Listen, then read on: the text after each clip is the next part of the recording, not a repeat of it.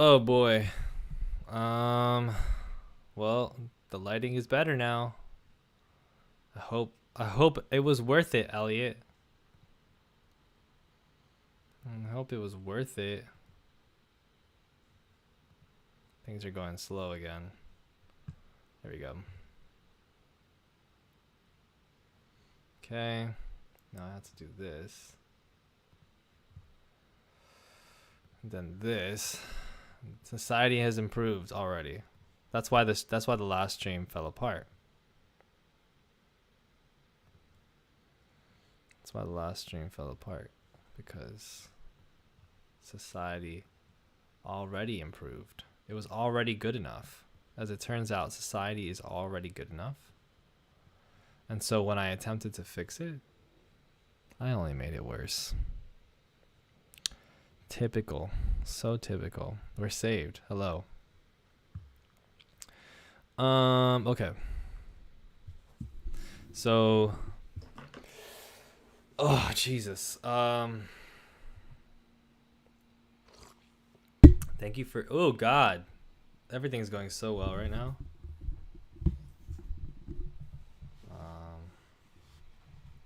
RIP headphone users, etc. etc. Okay. So, where were we? where were we? Sometimes you have to break something before you make it better. It's true. Like now we have a better stream title. The last one said we should improve society. And now we're going to improve society. Isn't that great?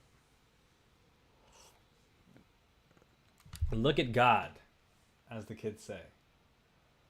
Look at God.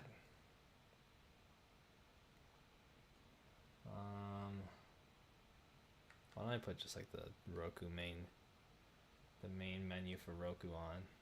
Because I like that little blue lighting. Why don't I move some things around? So I'll just take this off, put it over here. Those are some extra posters I have. I just got from my actual room. Let's move this here. Let's move this over here. Ow. Ow. Oh jeez. Oh jeez Louise. Ow. Ow. Okay. I don't know who are you, but you got recommended to me, so I thought it'd be cool to come say hi. The algorithm is the title's working, y'all. What's up, Edward? Oh, you remember who I am. Oh, okay. Well, still, the algorithm's working. Yes, only Will is capitalized because it's a subliminal message about Will Smith. Cool vids, man. Thank you. Okay. So, why don't we talk? I just want to talk. I have been I decided to come on live and hang out after I had a really good day and had some thoughts about life, and I also realized that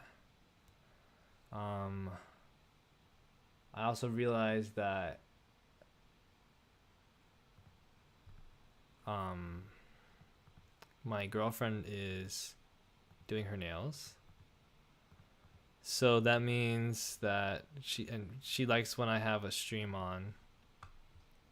She likes what I stream, and because she has it on in the background, so this is gonna help her do those nails because she'll have a little stream on in the background.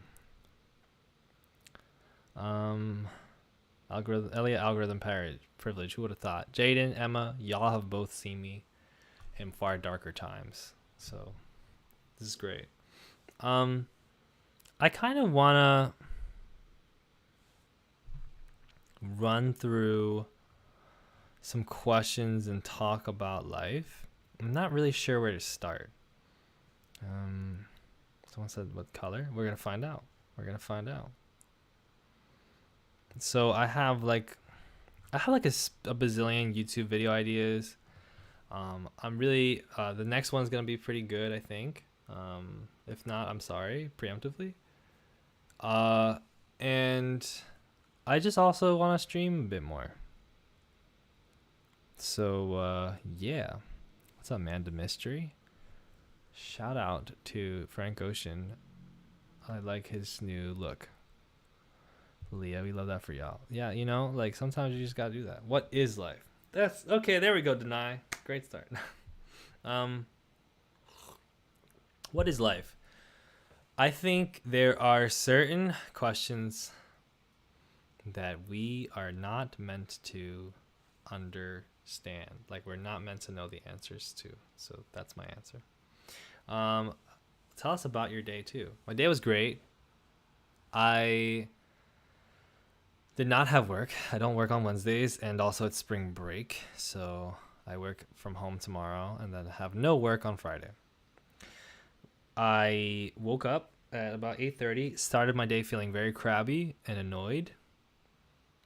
Talked about that with my girl. Then decided, well, I didn't decide at that moment, but I went to the dentist. I saw my friend who's a dental hygienist and always hooks me up with a cleaning, which is good because I have gingivitis. I have very sensitive gums and my teeth stain a lot, so I need regular dental cleanings. I need regular cleanings. And she does them for me for free. So thank you to my friend. So yeah, my teeth are looking like this. I had like a little bit of inflammation over here in front of a wisdom tooth that I should consider getting extracted sometime this year. So that meant I couldn't eat immediately. So I waited, got home, ate some edamame and some cookies, some Oreos, which were delicious. And then I watched a bit of a Football Manager stream. Then I went to Muay Thai and it was excruciating. It was so hard. It was fucking hard today. The coaches, like the owner of the gym coaches at 5, and he's just so legit and he's such a badass and he really pushes people. Like the fitness that he pushes as well as like his technique teaching is like so good. But it was absolutely exhausting. I was cramping up so bad at the end. Oh my God. We had to do like knees. We had to do some knee work that was just it was clinch knee work, and the clinch is absolutely exhausting. It is absolutely, especially not built for like noodly boys like me. So the amount of like pressure you have to consistently put on your forearms and your biceps and your tricep, like all of your upper body, to constantly be grabbing another person, controlling them from the back of their head and the top of their bicep, clinching them, keeping them close to you, pushing them, kneeing them in the chest, and then pulling them back in so that they don't keep the separation. Especially after you've done a lot of exercise, calisthenics, cardio, technique, and are not that strong and are doing it with a dude who's big and strong. Let me tell you, it was one of the hardest things I had to do so far training, and it was absolutely worth it. It was really good. And then we had to do some like, was it sit-ups at the end, and like we had to do push-ups afterwards. And when I was like my arms, I cannot fucking do a fucking full push-up, so I was trying to do adjusted push-ups with my knees, like, and when I did the adjusted push-ups for my knees, my calf and ankle was like, nope, and just cramped like right there. And that was the first time I've had like a real serious cramp during training, which might be a bad thing. Like I should be cramping more probably. So I was just like, I tried to get up and I couldn't really go. And the guy, like one of the guys training, told me like just stand up on the leg and just push it, like stand on it, because like as long as it's laying there, yeah, it's gonna be a lot harder to. It's gonna take way longer, basically. So I had to stand up and like walk on it, and it was a little bit better. And yeah, then we finished with like a couple other things. It was exhausting. It was a lot of fun. It was extremely rewarding. And you know, It was great. I'm glad that I went because I really didn't want to go. I was, I always get like anxious. I always get like, oh, I can't go. Like, you know what? Today's not the day. It's cold. I always get those thoughts, especially when I have gone recently or when I'm like not super motivated. Like, it just have these thoughts where I'm just like, no, like it's okay. You just can stay home. It's fine. And I was just like, I like I guess mentally or spiritually or whatever, my gut, whatever, was just like, that it would be better for you to go. So I went, and it's a long walk and a whole thing, and I'm glad because, yeah, I feel great. It was a really good decision. So coming home, looking hot. Thank you. Like, this is what we do. This is what we work for, guys. This is how we roll. Yeah, and walking home, I remembered that there was like a pop-up street food thing. Thank you so much for the $2 donation, Temison Thoth. I really don't want to get into all that, so thank God I took the time to take care of all that. 1,000%, Leah. Like, the pipeline is so real. Sorry for the leg cramps, though. That sucks. Don't be sorry. Just because I was in pain doesn't mean it was a bad thing. You know what I mean? Pain is like good. I mean, the thing about Muay Thai is it's extremely painful. That's the whole thing. Like, the whole premise of like Muay Thai, like, there's a lot of technique, there's a lot of grace and beauty in it, and balance and all these different things. But at the end of the day, it's about pain tolerance. And so, doing Muay Thai, I've sprained my wrist. I've cramped up a bunch of times. I've got thousands of bruises, cuts here and there. And that's like on the light side. Like, soreness, obviously, that's on the light side. Like, the dudes go through way worse. But that's the thing, is it's the whole thing of Muay Thai is that it's about dealing with pain. Even more so than inflicting pain. It's about dealing with pain. A lot of the things that you do to inflict pain are painful. And so you have to condition yourself by experiencing pain over and over again to be ready to deal that pain out. That's like a very classic lesson of life, right? It's so philosophical in that way. And so I'm a person who's always had really bad pain tolerance. I've always, especially because I'm like super ADHD, I get like real like sensitive. Like, I'm just a really sensitive person, emotionally, physically. I've always been pretty sensitive, and what's really good for me about Muay Thai is that it's a practice through which I am disciplining my sensitivity, so that I'm never gonna lose my sensitivity because I value it. I value my sensitivity to a point, but I also need to have the ability to, if I really want to do something, be able to deal with the pains and the suffering that comes with it, or at least be able to approach it calmly. Do you know what I mean? So that's what like Muay Thai does. And as a person who doesn't work out much generally, it's like it was like just such a wild thing to add to my life. But sometimes the best things to add to your life are the things that are completely different from anything that you would normally do. Sometimes it's best to just choose something that's like, why the hell am I, like, me doing that? Think of that, like, if it's crazy, but you're just like, I kind of want to do it. You should probably try it. You should probably try it, because there's so many things in life, and we are often only limiting ourselves to very narrow experiences. With that said, Emma raises a valuable thing too, in that you have to be careful with yourself, right? So I also have I put a care into like how I take care of myself. I stretch. I try to be good with my nutrition. I rest a lot. I sleep a lot. I'm a big sleeper.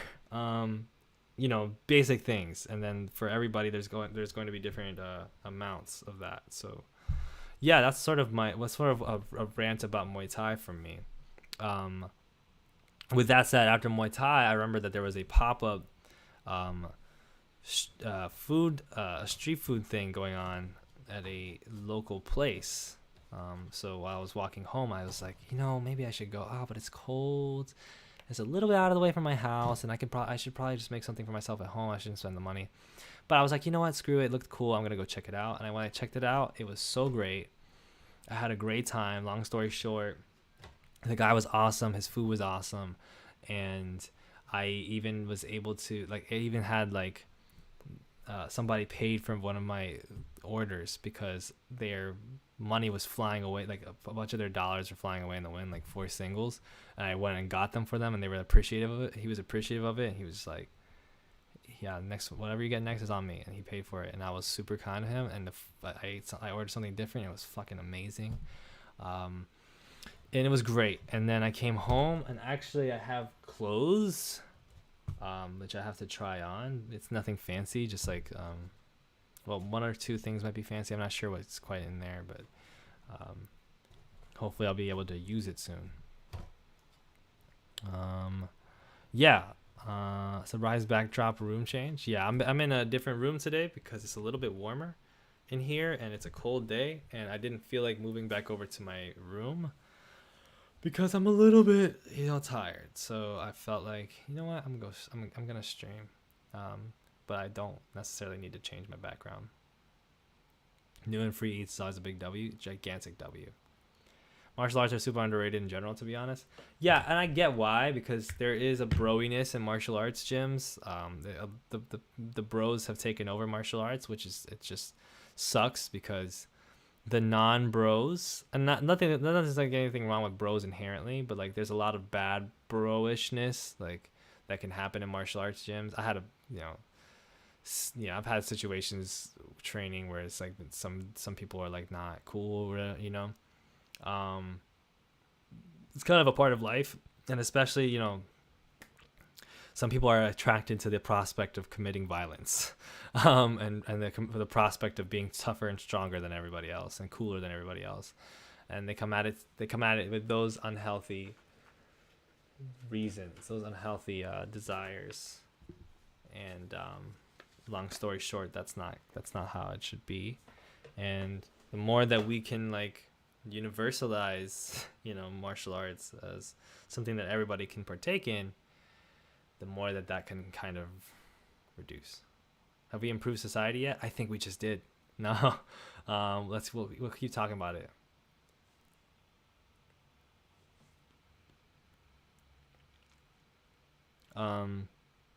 As daylight savings change bamboozled your body clock too? I've been yawning more this week as well. I'm always yawnish and sleepy, but yeah, there was definitely a reaction. There was definitely I'm more tired, so I did give myself a little bit more time to sleep. What did I miss? Not too much, Julian. We're talking about Muay Thai. I watched some guy play fight with a bus stop host while we waited for the bus. It was so cringe, and he thought it was really cool. I mean, hey, you know what? If that made him happy, then that's great. Cringe is actually good. I think Cringe is good. Cringe reveals a lot of deeper problems that we have. When we cringe at things, it's oftentimes because it's we have these things in our society that we've been trained to think this is wrong, and we have these things that we're like, no, this can't happen. But cringe is almost a rebellious honesty. When you see somebody being cringe, it's yo, that's cool, right? This person is just fully genuinely doing something, even though there may be some severe social consequences. I am a big believer in at least to some degree of cringe. Obviously it's a nebulous term and can apply to a lot of different things, some of which are negative, but in general, I'm a fan of the whole kill the part of yourself that cringes, don't kill the part of yourself that's cringe, that kind of thing. I am cringe, but I am free, etc., etc. You're growing so fast. Yeah. I mean, My body is, for sure, I guess. Like, I'm getting older. I used to do karate with my cousin. I work from home, so time already isn't real to me. Fair. I used to do karate with my cousin and childhood friend, but then they both quit for some reason. And me being the very anxious child, I quit soon after and never went back. RIP. That makes sense. It makes sense that you did that. I used to do taekwondo when I was in middle school. Just wasn't engaged in it. I was just like kind of like, I just didn't want to keep going. I didn't want to commit to it. I didn't have any energy for it. I felt like as a fifth grader. So I was just like, I just don't want to go anymore. And I don't necessarily regret that decision, but hey. Speaking of stressful activities that hurt others mentally and physically, it's March Madness. You watching? Has it started yet? I would like to watch. I enjoy March Madness, so I'll be catching some games for sure. I don't know any of the players this year though. I've followed college basketball very little, so that's probably that might make it more fun for me, especially because this is a time where I sometimes will look at players and be like, this guy could play. The Knicks should draft this guy. So that's always fun. Kids are told to shut up and sit down starting at age 5. People are still questioning why people have social anxiety and depression. So yeah, I mean, very real. I think we have. So I was just thinking about like the idea of causality, because there's an interesting dichotomy between the sort of individualist and the collectivist, or between the sort of, sometimes it's like the conservative versus the liberal, although this doesn't really play out that way fully, because then sometimes the conservative will be doing the other thing. But generally, there is a sort of philosophical conflict that we have in society that often makes up the sort of schema of our like political relations. I just don't like why my hair is sitting like this, but it's fine. That is the idea of like individual responsibility versus collective responsibility, or like systemic answers. And like we do a lot of like the system, man, in this channel. This is a very leftist sort of thing, is to make systemic critique and to say it's not about individuals, it's about the system. And also to say like if there's something going on in your life, like it's caused by these other things. And I think that is a very valuable thing to do. I also think there is a level to which individual responsibility, I think we all know this, individual responsibility is important. Now, it's not really pertinent towards the conversation of anxiety and depression, that because you don't have an individual responsibility to not be depressed. Like that's a thing that you're experiencing. You have responsibility not to be an asshole, right? Just because you may suffer from something, but this is not really a way of analyzing that. But what my point was sort of that I was thinking about cause and effect. I was thinking about this wording that we use, which I'm interested in. When we say, you know, this causes this, like for instance, one of the things that I've been really into is this idea, coming from the, you know, It's Not Just in Your Head podcast that I recently talked with on the other channel. This particular idea of like, when, for instance, when your landlord is pressuring you because you can't pay the rent on time, because you have all these pressures and all these things that are not causing you to pay the rent on time, that causes anxiety. Like that causes depression, right? And that's like a very important thing to note. And I think it's really important, like, because what I think a lot of my work has been here on this channel lately is sort of journalistic work, and sort of investigating the intersection between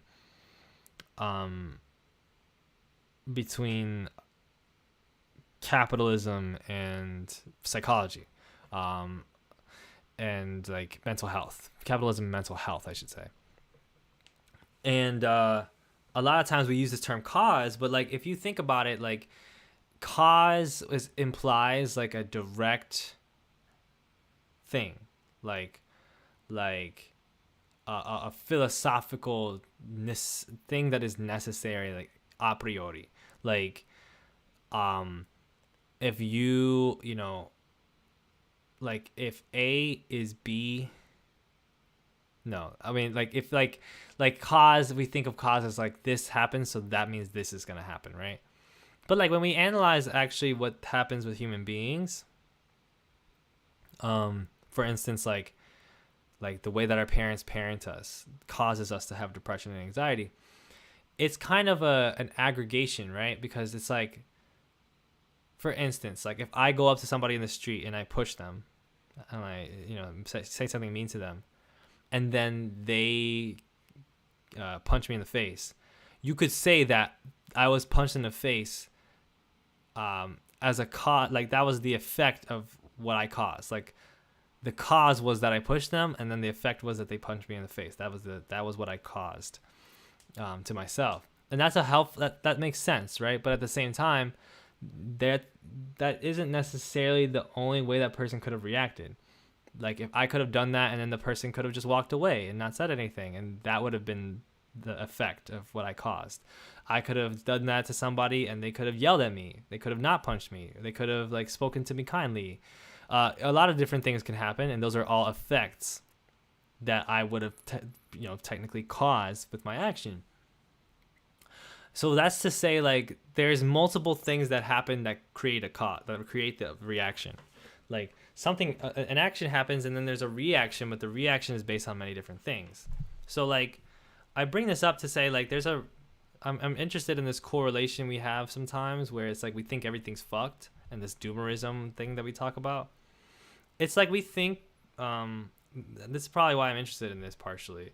It's like we think because things are fucked and like we had a bad situation, that like that's it, and this is why we are, and that's why we are this, and there's nothing else to it, and then there's nothing, and you wonder why we get into such a Doomerism, right? Like there is a degree to which other things will influence that. Like it's complicated, and so there's never, I don't want to say, like, I don't really believe in hope. Like I'm not a hope guy. I don't think hope exists, but like I think there's something more important than hope, which is like the moment, and the moment is influenced by so many different things. Your actions are influenced by so many different things. So like if you are depressed or anxious because of your parents, just remember that you can also, like, there's also other things that exist other than your parents, you know what I mean, around your life, and like those things can affect you too.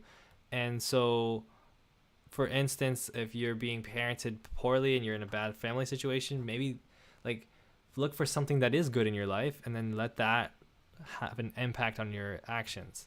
Don't just think because it's fucked. Do you know what I mean? I guess that's sort of what I'm trying to extract.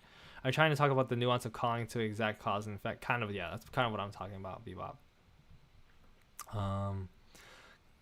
Causes are often like contributions to the effects, but not like the cause guaranteed the effect. Yeah, the causes are like main contributions to the effects, but not guarantees of an outcome. You know, there are certain things that guarantee an outcome as far as what we can observe in the world. Like, if you eat food, I don't know. If you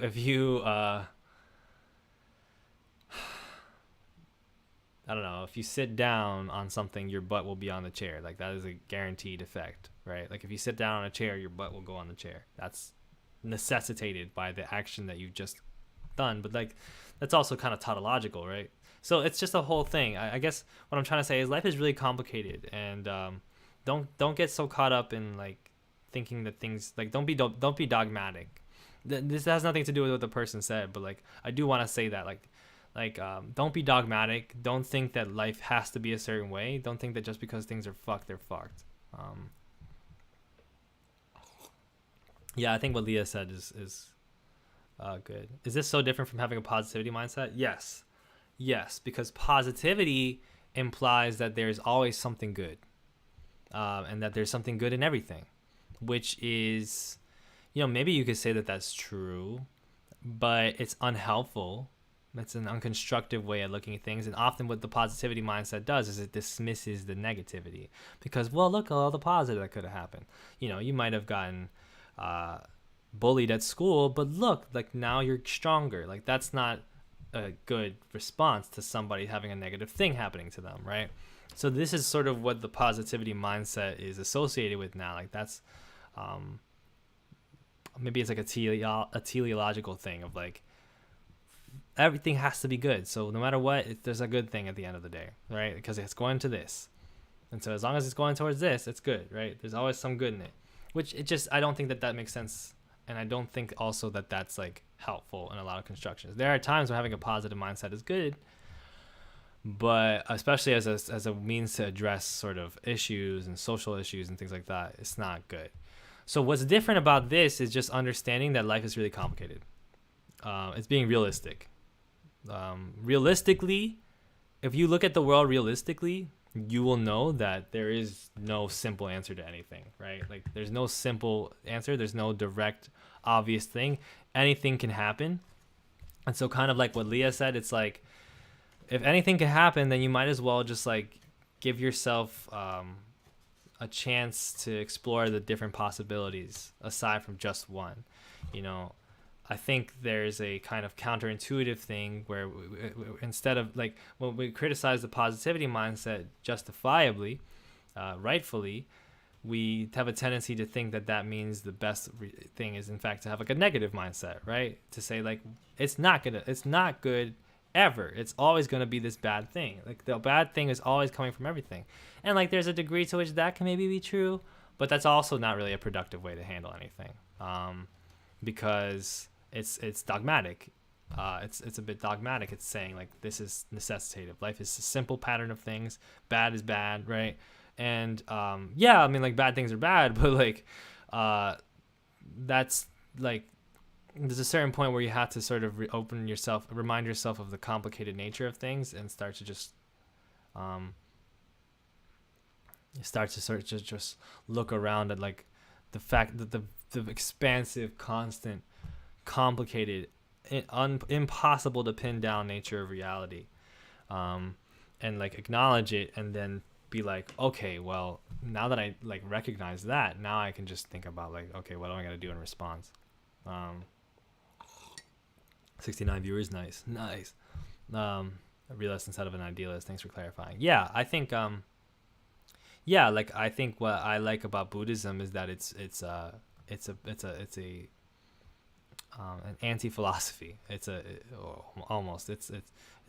rejects ideal in a sense, which I think a lot of people would maybe contend with that suggestion, but I think it depends on the practice and the text, I guess. But what I'll say is, as far as the teachings of Buddha that have persisted and that you can sort of find like a lot of it is basically just him being like, yeah, stop being idealistic. This is what life is. It's right in front of you. Like, debate me. Like, I dare you to prove me wrong kind of thing. He was much more like a logic guy in that way. And then his sort of teachings were about how we can approach that, you know, now that we know like how things are in reality. Yeah, I don't think Buddhism is a religion either. I've got a lot of stuff in the chat that I got to catch up with, but that's sort of another tangent on that maybe we can talk about. It's easy to get overwhelmed and shut down when you don't have a concrete scope of information. Maybe that's part of it, yeah. People get locked into looping thought patterns, including positive ones, and as long as they exist in the abstract, they don't have to shoulder how hard things are to actually do. Yeah, I mean, that's pretty interesting. I've been thinking about these exact things in depth and I'm trying to think my way around it. If you're open to the idea, you should call me on Discord. Well, I've never spoken with you before, Bebop, but I can message you on Discord and we can talk about some things. I don't feel comfortable calling quite yet, but you seem like a smart, cool person, so we can talk about those things. Let me see.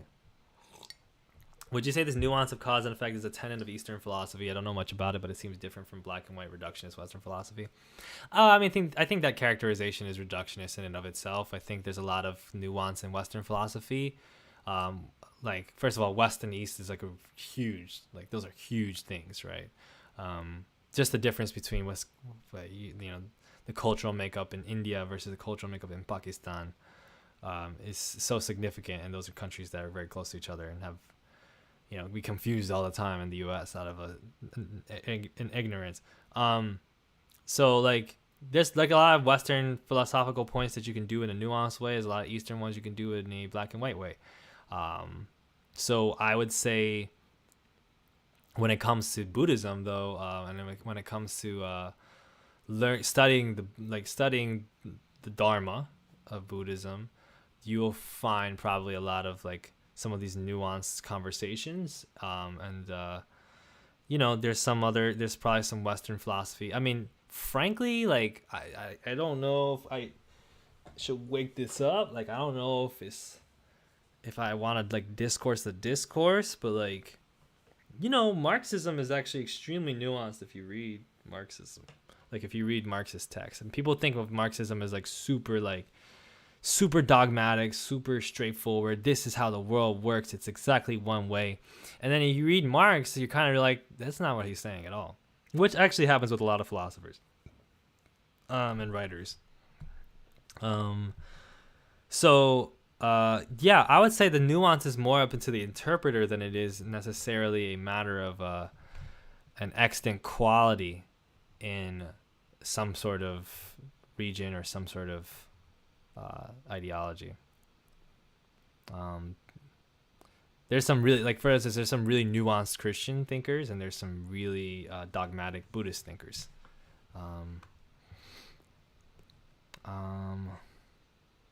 My parents sent me to a lot of classes as a kid, but I was so pathetically bad at them. Since in gymnastics class, couldn't do any tricks. Since the singing classes, cried so hard I was sent home. That was me, boiled egg. So again, me jumping myself into Muay Thai has been a wild, like, change of pace for me. Like a real, and sometimes it's about doing that thing, like shaking yourself to be like, you know what? Fuck it. I'm just gonna do this wild thing. Small Puritan asked, "Hi Elliot, I've been struggling with burnout so much so that I've been suffering from bad migraines. How did you recover from burnout?" Oh, that's a brilliant question. It is a constant question that I receive a lot from a lot of people. There's so much there. Like, there's so many things to say about that.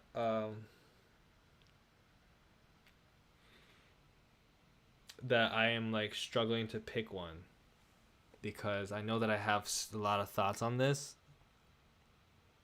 So what I'll say is, if you're asking specifically how I recover from burnout, I think people make a very unhelpful suggestion to just like rest. Just rest. Just take breaks. If you don't know how to rest and you don't know how to take breaks, you're just gonna end up more miserable, because you'll have felt like you've just wasted time doing nothing. You won't feel any better. You'll still feel tired. You maybe even feel more tired and more stressed. So it's true in a very simple sense. Like, if you're tired, rest. But burnout, a lot of what we describe as burnout isn't just so much of I'm tired as it is of like, I'm stuck. I can't move. I can't get out of here. And for me, my periods of burnout are like very sporadic. They're like flashes. I get flashes of burnout. I don't get burnout for longer than a couple of days. Even a couple of days is like a long time for me. Like maybe a week. But I get periods of burnout a lot. And I just like to say I get bored. Frankly, I think we could a simpler distinction is just to say, like, are you bored or not? Like, is life just boring? Like, is the work that you're doing just boring you? Is the things that you're thinking just boring you? Is your life boring, right? And if so, then like make it fun. This is like a really helpful thing for me personally. Like, when I get burned out from working out, I just find a fun new way to work out that I'm interested in that day. When I'm burned out from going to I'm acting like I'm a fucking Lumpini fighter, but like if I'm burned out from going to Muay Thai class, I will find a new energy to have. I'll listen to some new music on the way to Muay Thai. I will vibe different at Muay Thai. If I'm burned out from making YouTube videos, maybe I pick a different topic. Maybe I just do some philosophy. I burn out from YouTube videos the most because of like how much pressure there is on it, and that's a big part of it, is the pressure. So then I just try to like take some time to look into some different things and find a fun new thing to do that's at least a little bit fun, or something that's a little bit different. It's just like a little different approach every time, and that way I just find something new. This stream is breaking the algorithm. How many people we have on now?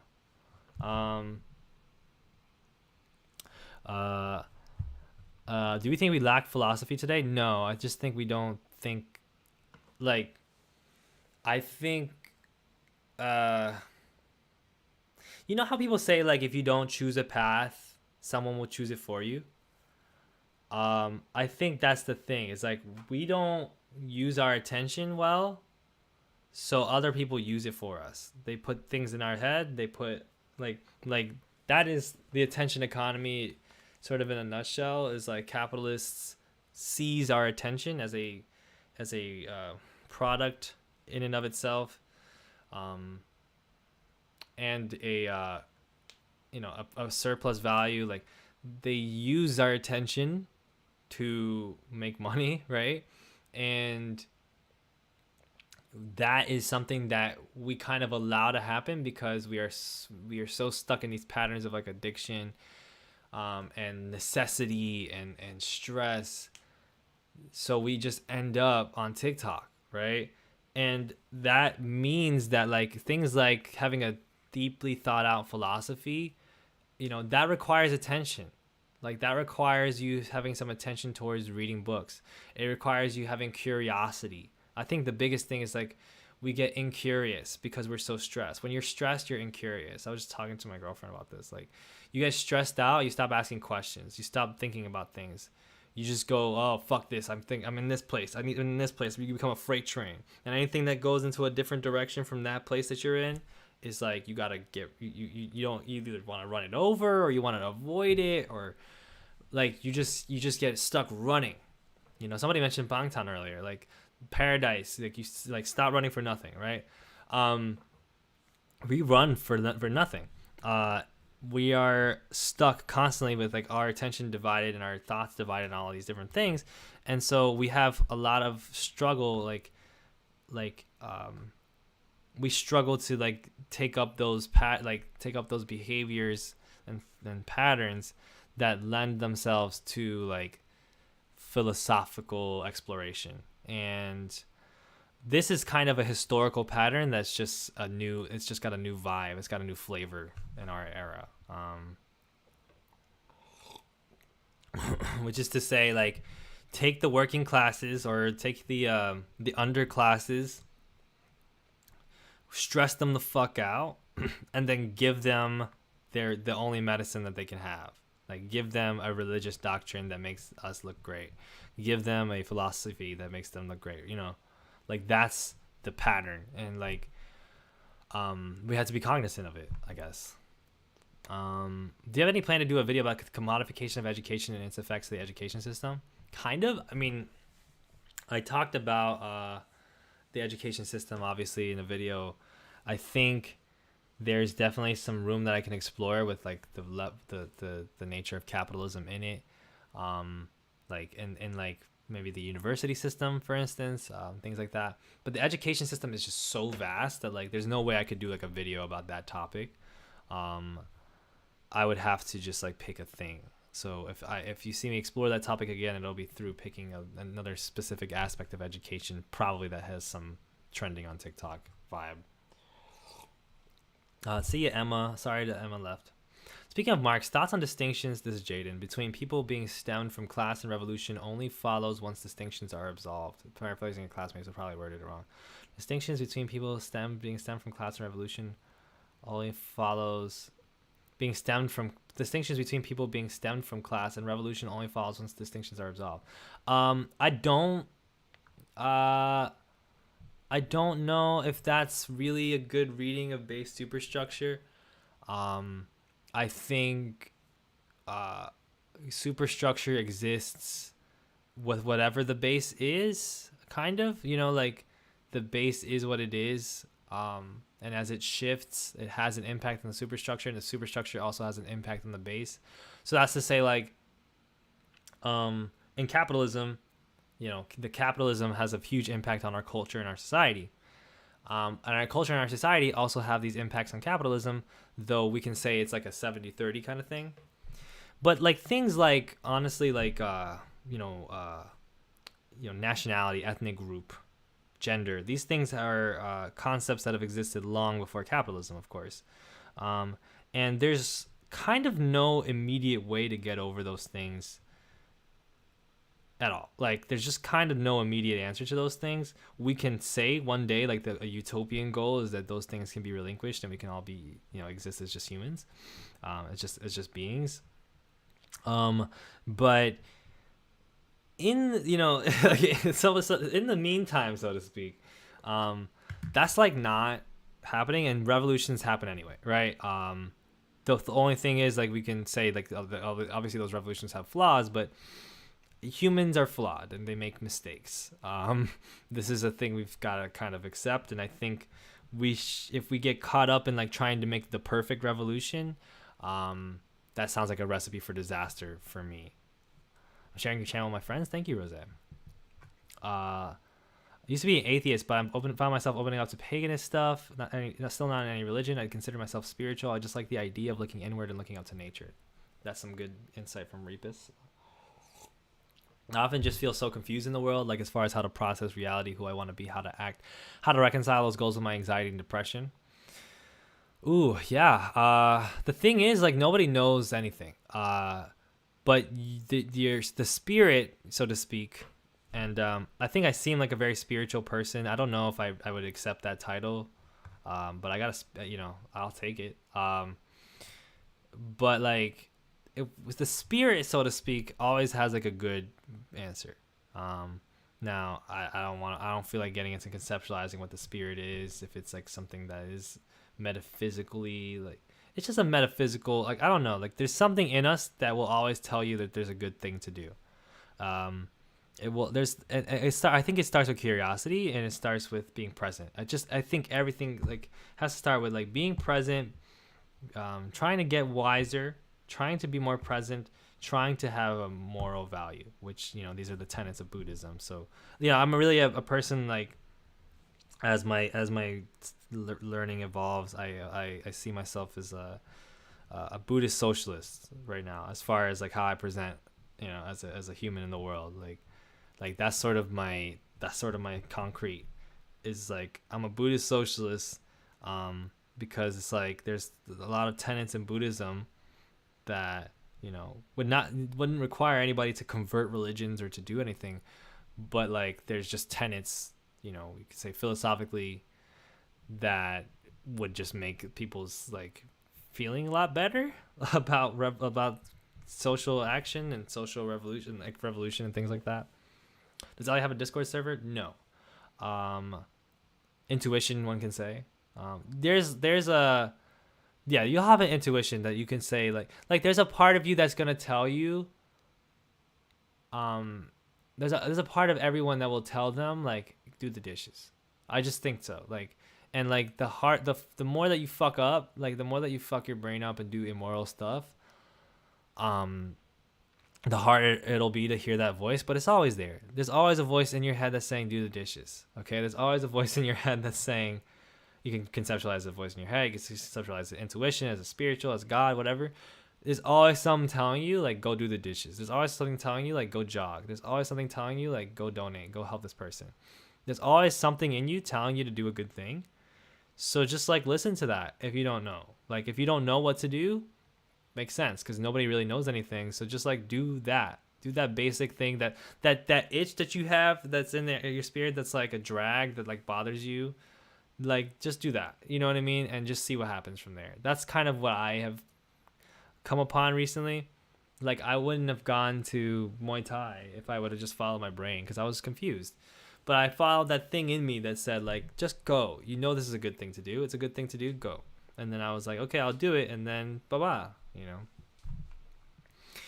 Okay, hold on. Water. Your hair is fine, Elliot. Thank you. Being poor is expensive. Do you have a video on the commodification of attention? Kinda. I have a lot of videos. Maybe I could watch videos with you guys. Imagine if we took comments off of all YouTube videos. There'd be no pressures. No, that wouldn't happen. The pressures will always exist. Recently watched your Burnham video and Bo Burnham video. Really appreciated your take on parasocial relationships.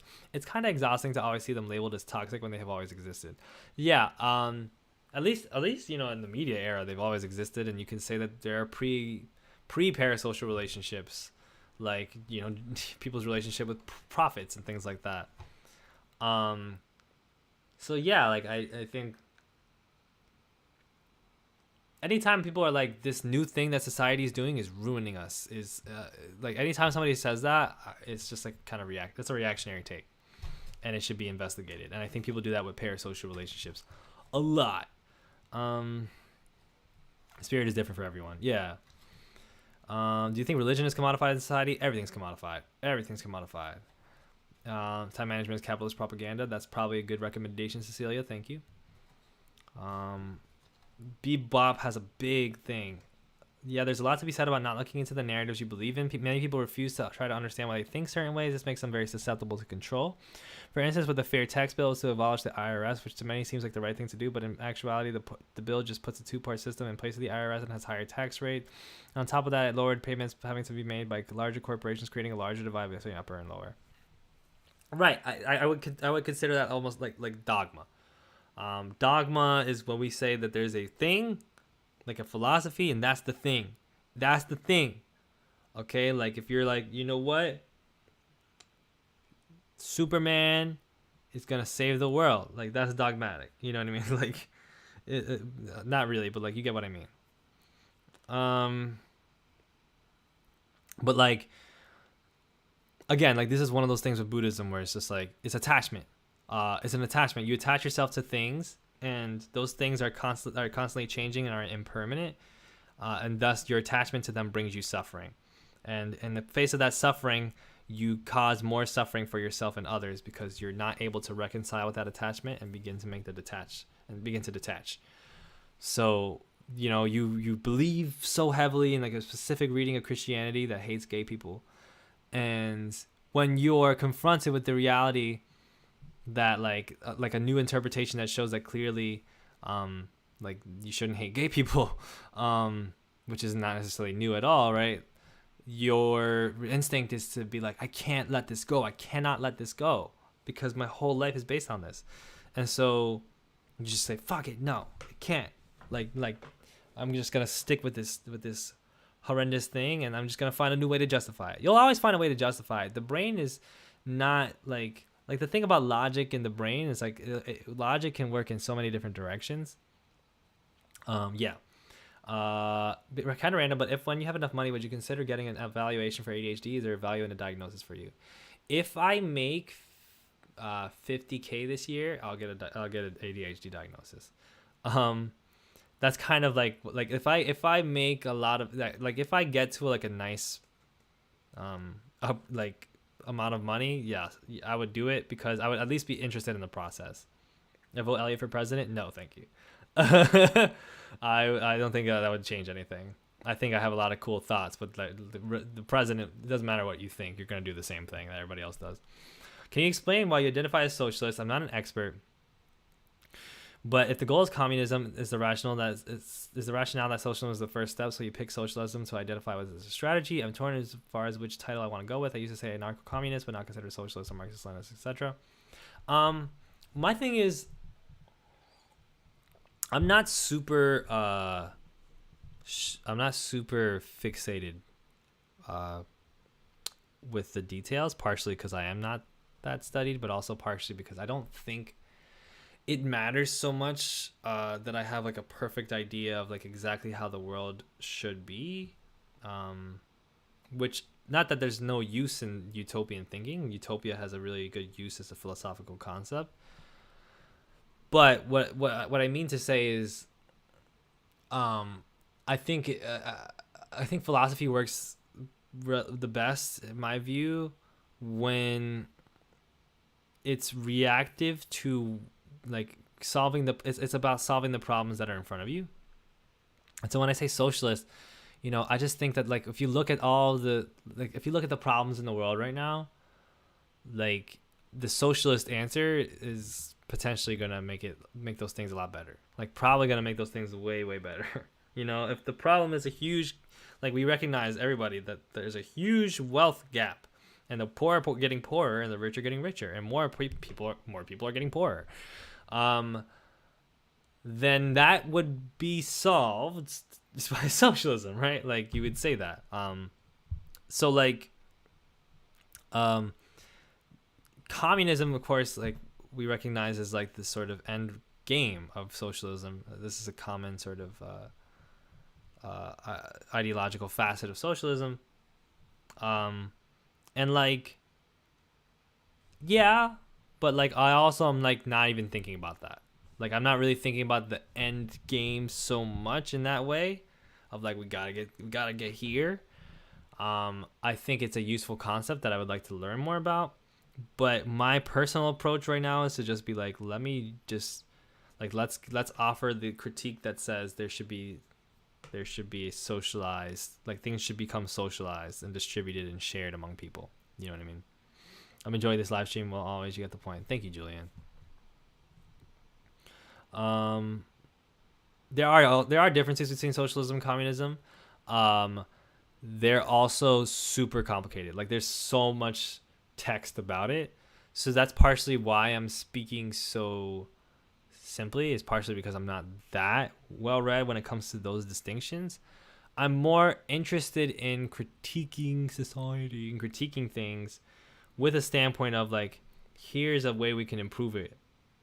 Like this thing could be improved, and this is a step forward, rather than being like, yeah, like this is the way the world should go. I don't really think of it that much in that sense.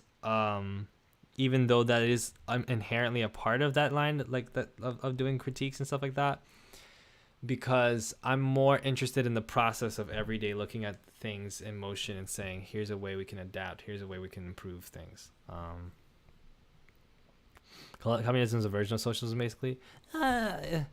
It's complicated. It's very complicated. There's an interesting TikTok I saw about how ancient Inca people basically practice communism, socialism, adjacent economy. I don't know much about that, but it's possible. I've heard of this before.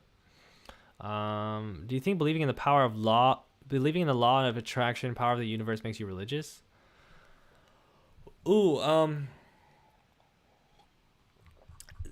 It makes you akin to religion.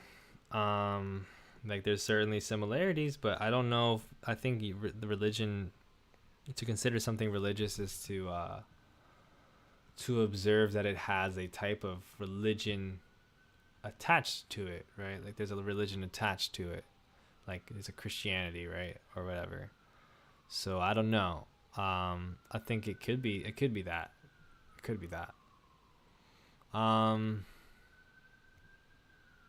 True, music helps so much. Also, podcasts keep the brain occupied. I like to listen to silence sometimes. Tired of the pressure. This is an earlier comment from the boiled egg. Tired of the pressure to constantly grind, or else I'm not doing enough. Haha. I feel like there's such a thing as unrestful rest because I stress myself out to do a lot of things I might break, which messes me up. Yeah. You know, we think of rest as like this ubiquitous thing, and it's just really complicated. You have to rest well. You know what I mean? Like you have to rest well. So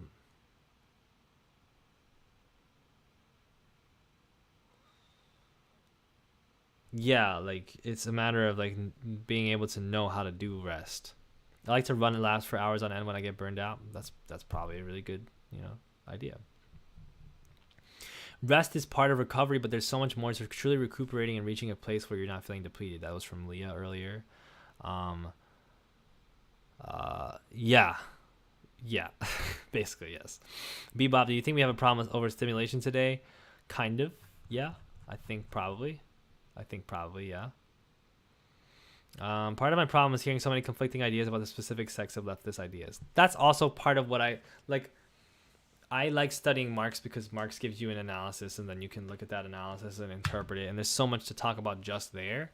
So then for me to like delve into like specifics of like specific lines of thinking, I feel like there's only so much that would take me a lot of time to have like a productive response to those things. Like I could try, but I don't know if it would go that well. I was sleeping earlier and my dad scolded me because I was in bed in the morning. Sleep bad, exhaustion good. Yeah, your dad is wiling. Your dad is he's off the shits. You know it's messed up when rest is viewed as an obstacle. And there's very inherent ties to capitalism from that. Very inherent ties to capitalism. That. Do you believe in the Buddhist hells? I'm not sure. I have to get back to you on that on another day. It's not one of the things that I kind of study. I'm coming up against a lot of like my limitations right now, which is fun. That gives me things to think about and work on. What else? Hope is the shadow of grief but action is the rising sun. It's a cool quote. People often overlook that we have the ability to respond to things any way we want. Not any way we want, but like we have choices of how to respond to things. Feelings do impact facts, and many people dismiss that as just being soft. Stress literally causes your hair to turn white. Yeah, I mean, we have this idea of the fact and the feeling being so separate, and that's like not a super helpful dichotomy a lot of the time. But it makes sense, like the abstract versus the actual or whatever. I do like spicy food. What is your favorite dish? I love spicy food. My favorite dish currently is probably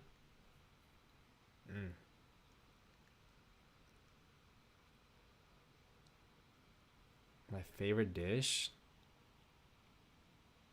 There's a lot to choose from. I love food. I'm a big foodie. It's one of my main things in my private time.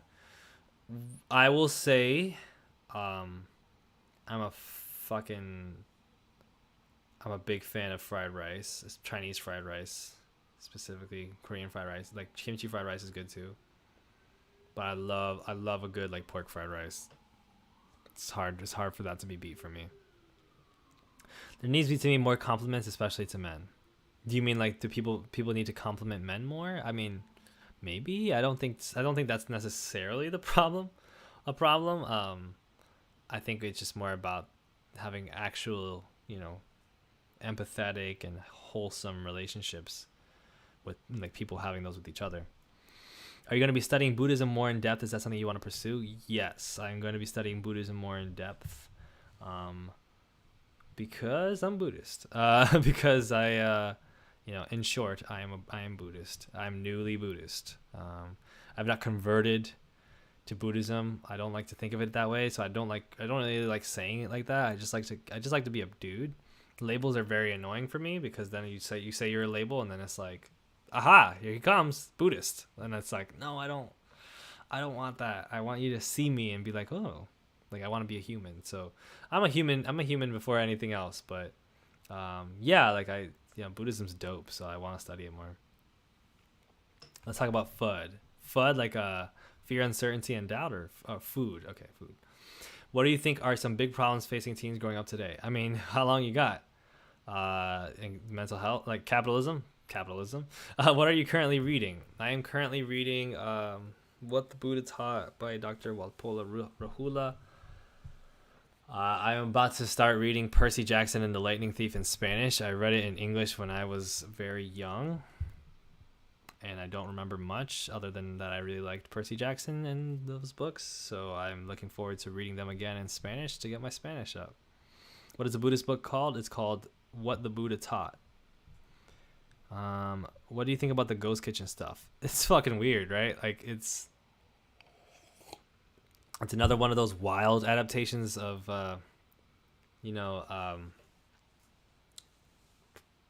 like capitalism, neoliberal capitalism, where it's just like what if we put like there's like this idea there that could be cool, and then you see what it actually is and it's fucked. Like there's a cool idea in that, like you could just deliver food out of your kitchen and just have a service that way. Like imagine if that were done in like a cool socialist way, you know? Like imagine if you just had if you made a group with your friends where you just ran like a business where you cooked food in your kitchen. You met standards of compliance, you know, as far as your sanitation and stuff like that. And then you delivered it out. You had a couple people that delivered it out to people in the neighborhood. Like there's things that kind of like that, right? That is not what those ghost kitchens are. Those ghost kitchens are like they're cash grabs, and they're soulless, of course, you know, as to use a popular term. They're soulless, like they're soulless cash grabs that exploit people in many, many ways. A student of Buddhism, a student of life. I am a student of life, you know, that's like a good description of me. I'm a student of life. It's capitalism, but way more evil. I mean, capitalism, evil. I really don't know how anarchism stateless versus communism stateless differ. I mean, you know, a lot of anarchists are, you know, communists essentially. Like, I don't know what like there's a lot of different ideas of like what anarchism is, but like most of the canon and most of the history of anarchism is a very leftist history that often takes a lot from Marx or from similar like thinkers. I think the big thing is like anarchists are very much like, let's do it right now. Let's do statelessness in a much more direct and present way. Whereas the Marxist Leninist is typically the person that's like, you know, we go through the process of doing a planned economy, like, you know, revolutionary action, take over the state by any means necessary. When you have the control of the state, you plan an economy efficiently. That economy will grow the economy, grow the financial health of the state, and it will also be, you know, able to distribute resources among the entire population, with the understanding that there are constraints capitalism will place on that, and so we have to go through that process. And the anarchist tends to be the person that's like, nah, like let's just do like a group in our neighborhood like right now, like, you know, instead of just thinking like this taking over the state is going to do anything. We're just going to end up propagating the same problems that the state has, because one of the inherent biggest problems with this and with capitalism in general is power, and it is hierarchy in that sense. And the anarchist says, like, you know what, we want something communal, we want something horizontal, as one may say, and we want that to be something that comes from the ground up, rather than an attempt to seize the up to make the up somehow part of the ground. I guess that's sort of the fundamental conflict in a very basic description of anarchism versus like anarcho-communism versus, like, you know, Marxist-Leninism. Anarcho-capitalism is just Mad Max Fury Road. Anarcho-capitalism is just capitalism completely unhinged. It's just libertarians off the rails. It's like literally off rails of cocaine. The only thing that can stop a bad guy with the state is a good guy with the state. Lenin, probably. Yeah, I mean, like, look, like, there's, I understand there's critiques of Lenin, but at the same time, it's like, you know, I think, unfortunately, a lot of the best responses that people can do with anything is, you know, also one of the worst responses, which is to say, you got any better ideas, right? And I think that's one of the urgencies of, like, Marxist-Leninist movements and Marxist-Leninist ideologies, is to say, like, we don't have time for this bullshit.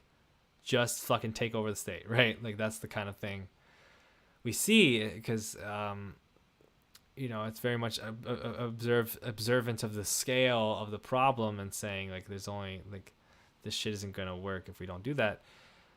And, you know, again, like, there's a lot of ways that could go. Some of those ways are not good. So likewise, I think that there are legitimate reasons to, you know, criticize a lot of anarchist thinking.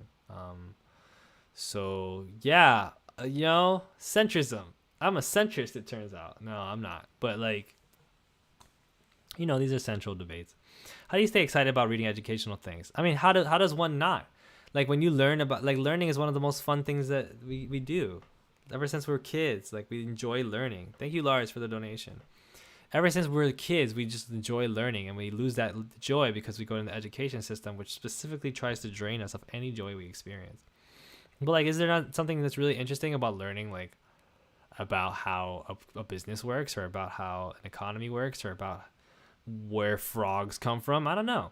Is there a food you haven't tried which you plan to seek out or cook yourself? I plan to make buckwheat crepes with savory fillings called galettes. There's many foods that I haven't tried that I wish to seek out. If I were to name one, I want to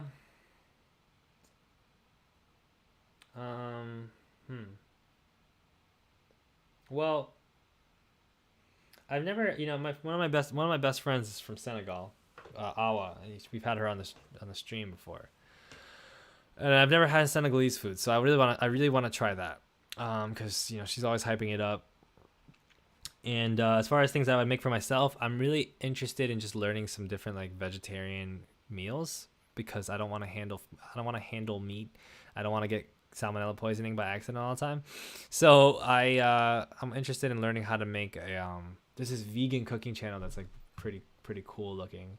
They have, like, this recipe for, like, a chickpea curry or something. I gotta try that. How can I regain the excitement for learning? Ooh, how did you lose it? What's causing you to not be excited by learning? That's where it starts, right? That's the central question, I don't know anything about you. It's like being a monarch looter. What is the best thing you know how to make? Either best as in tastiest or best as in most technically impressive. Certainly, I have nothing technically impressive to offer. I don't even care much for technique when it comes to a lot of things. I care about, like, I love simplicity and practicality. I enjoy, I have an air fryer that's been kicking ass for me lately. But I can do some good, like, roast potatoes. Like, I like the oven. I don't really like cooking on a stove because it's so volatile. Like, anything could happen. I have to put things in at a certain time, and I have to pace. I don't like doing a lot of timing stuff. I want the kitchen experience to be a simple, gentle, easy one.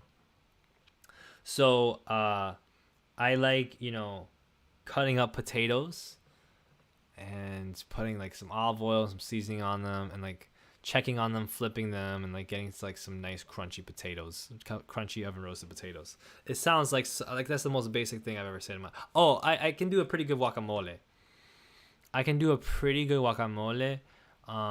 Especially if you give me a good molcajete, because I just enjoy doing it in molcajete better. It's just better out of the molcajete. But yeah, like anything that's pretty simple to do technically and just requires more of, like, a knowledge of, like what to put in and what, like, even seasoning to put in. Like, that's my jam. I could do a pretty good guacamole. I can do good drinks.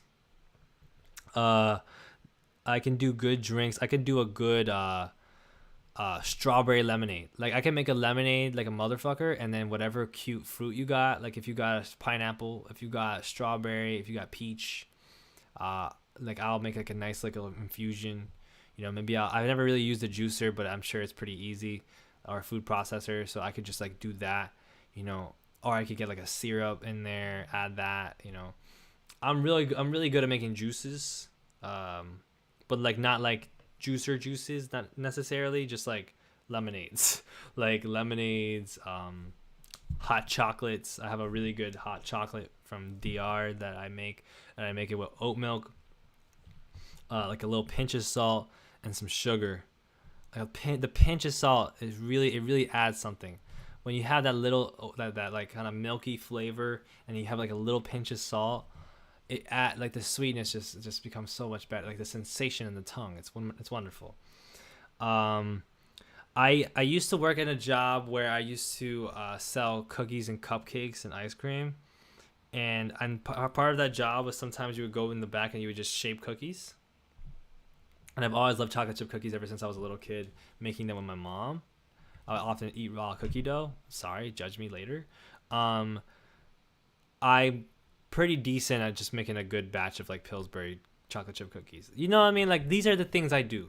I'm not here to try to act like I'm special. I'm not here to act like I can do a cool salad. I can fry an egg, you know. I don't got a lot of moves. I don't have like a lot of technique. I don't have a lot of crazy things going on. I just know how to put like a nice little thing together. Oh Jesus, I was talking a lot. Curry chickpeas fritters for dinner, they popped off. That sounds amazing, Nima. YouTube is the only reason I'm able to have fun learning and creating. Oh, I'm sorry. There should be more things than just YouTube. Have you heard about post-humanism? Some post-humanists say that this era seems very similar to the 1300s, that we look for a patriarch, i.e. Mr. Beast, but we added the patriarch another layer of personality. I don't know anything about post-humanism. I only chuckled because it is kind of a funny term. I'm sure there are similarities with the 1300s. History is very cyclical. And I do think that societies tend to, in periods of anxiety and turmoil, look for great leaders and yeah, like attachments. Buddhism, right? Like, people look for things to attach themselves to when things are really uncomfortable. And a patriarch could be one of those things for sure, because of how patriarchal our thinking is. Have you ever had a beverage called peanut punch? No, but I try that. I fucks with a peanut. I really enjoy peanuts. I'm amazing with syrups. I've never made a syrup, but I'm good at using them. I make miso ramen Dollar Tree verse. Are you a sociology major? No. I was a journalism major. I graduated with a bachelor's in journalism and new media studies. And one day I will get a master's in something. If I had it my way, I would have like 5 master's degrees. Each of them I would do in a year. So I would just spend 5 years of my life studying one subject for a year in school. I don't think it works that way though. Okay, Shay S. The Telly Bistro vibes. It don't always got to be a 10-course meal. Sustenance and kick-ass flavor are paramount. Exactly. Like, if I want somebody to cook something really cool for me, I'll ask somebody. I'll order something, you know. Let me take care of the simple shit. And then gradually I add little things to my bag, you know. I'm like one of those basketball players that come in. I got a great 3-point shot and I play defense, okay? That's all I do. I can shoot the 3 and I can play good perimeter defense. And then each year, you know, I'm adding a little bit of something. You know, now all of a sudden my transition defense is good in addition to my half-court defense. Now all of a sudden I can put the ball on the floor, 2 dribbles, pull up mid-range. So now next, 5 years in, I got a little post-game turnaround. All of a sudden I'm Klay Thompson. You know what I mean? Like, I'm just saying, like, I'll add a little something to my bag every now and again so that I can keep myself, versatile, fresh, learning, improving. So that, I think I'm also really fascinated with just simplicity and cheapness. I'm a sucker for cheapness and simplicity. The more that I will learn the fuck out of a recipe. I intend to learn the fuck out of some recipes that are cheap and simple. King, thank you. If you could interview anyone, who would it be? You. What's up, Linus? What's going on? Are you into try siksik and many other Filipino dishes I can't recall the names of? I definitely need to eat more Filipino food. That's another type of food that I need to dive into more. I had some Filipino. The guy who had the cart, he was making he wasn't really making that much like super traditional Filipino food, but he was his Filipino cuisine thing. Bro, so cute. Thank you. I would go to school forever if I could. School's dope. Like, it should be dope. But it's not dope because of the pressure. What is the foodism? I just noticed somebody said foodism. That's me. I'm a foodist. Except not really, because Buddhism is definitely not into like suppose I'm not that enlightened. Okay, I recognize this about myself. I am the layest of lay people. Biddy Buddha, just found you on YouTube. Appreciate your content. Thank you. Elisa Souza, are you still in the chat? What's up? I saw you were in earlier. Okay, we have 54 watching now. I should close soon. I have to wake up fairly early, but I will be back another time soon because I enjoy talking to y'all. So let's answer 1 or 2 more questions and then give it a go. Like what I said earlier to get the presents. to get the context. Capitalism has robbed learning a lot of things from life, and we can all feel that, especially in school and college. It feels like the only reason people go to college is not to learn, but to get a paper to get a better job, which is not guaranteed at all. 1000% Reapers. It's completely fucked. And one of the best ways to just like reject that is like just live happily is to just start rejecting things that society demands of you. Capitalist society. Any advice for a high schooler?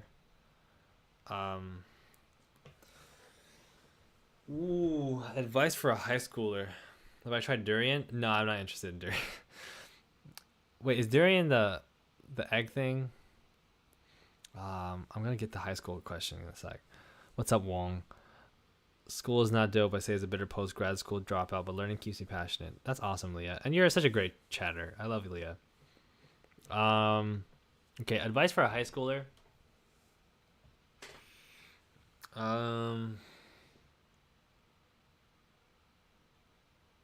You know, again, like, I would have to know what high schooler. I would have to know the specifics of the situation you're in.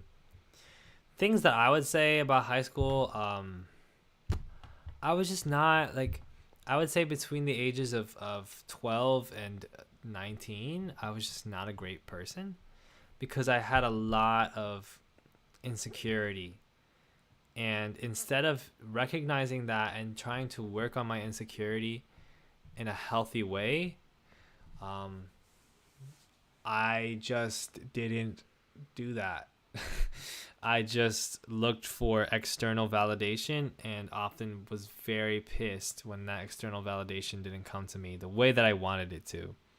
And this is a part of life and part of maturing is dealing with that. But if I would have maybe started learning about Buddhism then, if I would have started learning about Marxism then, and like really reading those, like really taking time to slow down and read things and not and started to just try to enjoy class in spite of all the bullshit, like in spite of my fear of failure, just like say, you know what, I will allow myself to fail. I'm just gonna enjoy this learning. I'm gonna enjoy this class. I'm gonna learn more about this. Like, I really, the biggest advice to anybody is just be present and be mindful, and especially when you're in high school, like, do not let your insecurities and the problems of the world turn you into an unmindful, careless, selfish person. Don't let it do that to you. Like, it's not great. Like, it's just, you end up doing bad things to people, and you end up, really, really hurting yourself, hurting like your spirit, if so to speak, and just like losing track of who you are, like losing track of like what you can do sincerely. So yeah, looking like it's sunny tonight. The stinky fruit that some people love and some people despise. Oh, I'd be interested in trying it. So yeah, I would also say, like, talk to more older people, listen to them, especially the older people who aren't just telling you the same bullshit. Like, talk to people that have time to listen to you and give you feedback. Learn some theory and some philosophy and explore your insecurities. Don't run from them. Don't fight them. Like, explore them. Think about where they come from, and go through that process of just being like, I'm gonna heal this. I'm gonna try things that are new. I'm gonna be curious. I'm gonna be loving towards myself. Like, I'm not gonna let this thing turn me into, put me down this pipeline. You practice Kadampa Buddhism? I don't really have a school that I associate with yet. Finding elderly leftists is so hope inspiring. 1000%. Okay, that's all I got for tonight. It's been a lovely, basically hour and a half with y'all. I'm gonna go to sleep. I will. I hope to stream again soon. And I enjoy these streams, so let's keep doing them, shall we? Okay. Good night. Good night.